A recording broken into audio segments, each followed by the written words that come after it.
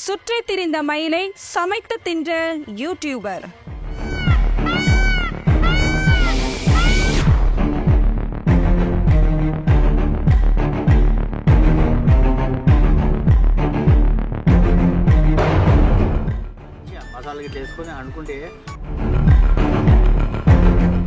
வியூஸுக்காக இப்படியும் செய்வார்களா?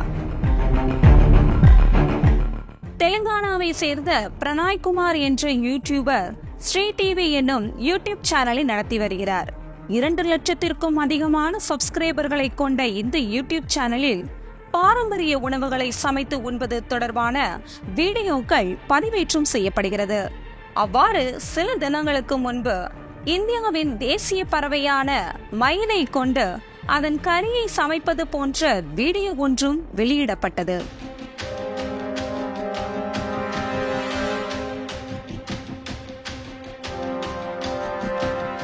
மயில்களை பிடிப்பதும் அதனை வெட்டுவதும் சட்டப்படி குற்றமாகும். அதையும் மீறி தவறு செய்பவர்களுக்கு சட்டத்தில் தக்க தண்டனைகளும் உண்டு.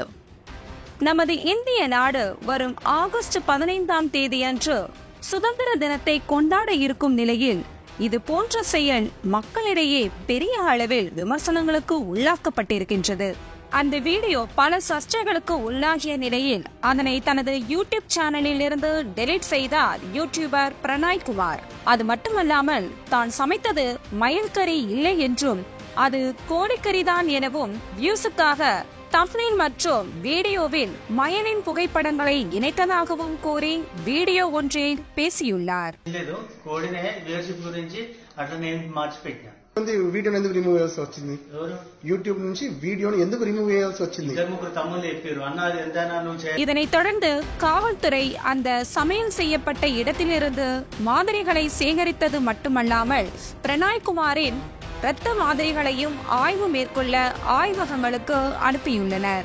ஆய்வின் முடிவில் சமைக்கப்பட்ட இறைச்சி மயில்தான் என்றால் வனவிலங்கு பாதுகாப்பு சட்டத்தின் கீழ் தண்டனைகள் வழங்கப்படும் எனவும், அப்படி இல்லை அது கோழி இறைச்சிதான் என்று நிரூபணம் ஆனாலும் ஏமாற்றி வீடியோ வெளியிட்டதற்காக தண்டனைகள் வழங்கப்படும் எனவும் காவல்துறை தரப்பிலிருந்து தெரிவிக்கப்பட்டுள்ளது. இவர் ஏற்கனவே காட்டு பன்றியை வைத்து சமைத்த வீடியோவும் இவர் சேனலில் பதிவேற்றம் செய்யப்பட்டுள்ளதை போலீசார் கவனத்திற்கு வந்துள்ளது. இது போன்று வியூஸுக்காக சில யூடியூபர் செய்யும் செயல்கள் அவர்களுக்கு மட்டுமல்லாமல் மற்ற சிறப்பாக செயல்படும் யூடியூபர்ஸ்க்கும் அவப்பெயர் ஏற்படும் வகையில் அமைந்து வருகிறது. இதனால் மக்கள் மத்தியில் கடுமையான விமர்சனங்களுக்கும் ஆளாகின்றனர்.